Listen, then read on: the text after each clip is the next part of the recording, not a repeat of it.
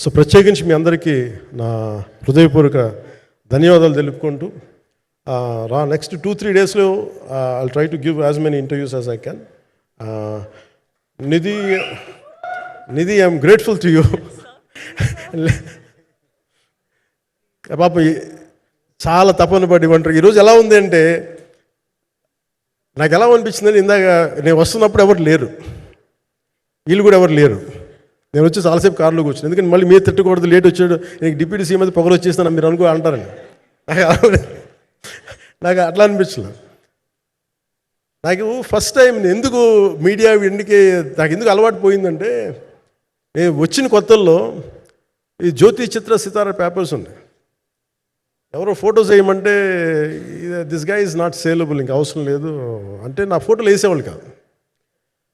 So నాకేమనిపించింది sir, ఇంక నేను ఈయన కాడికి నేను ఏమి అంటున్నాను నాకు తెలియదు అని చెప్పేసి మా నిర్మాతలు కూడా ఉండేవాళ్ళు కాదు. సో నాకు పబ్లిసిటీ లేకుండా సినిమాలు రిలీజ్ అవ్వడం అలవాటు అయిపోయింది నాకు.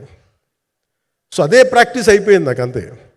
మళ్ళీ కూర్చోబెట్టి మీరు ఏం మాట్లాడతారు, మళ్ళీ అది ఇటు తిరిగి వస్తుందని చెప్పేసి మిగతా అంత నాట్ టాకెటివ్. మీరు సినిమా పొలిటికల్ ప్రాసెస్కి వచ్చేటప్పుడు నేను ఏదైనా మాట్లాడగలను, కానీ సినిమా వచ్చేటప్పటికి చాలా చాలా ఒత్తిడి తీసుకోవాల్సి వస్తుంది.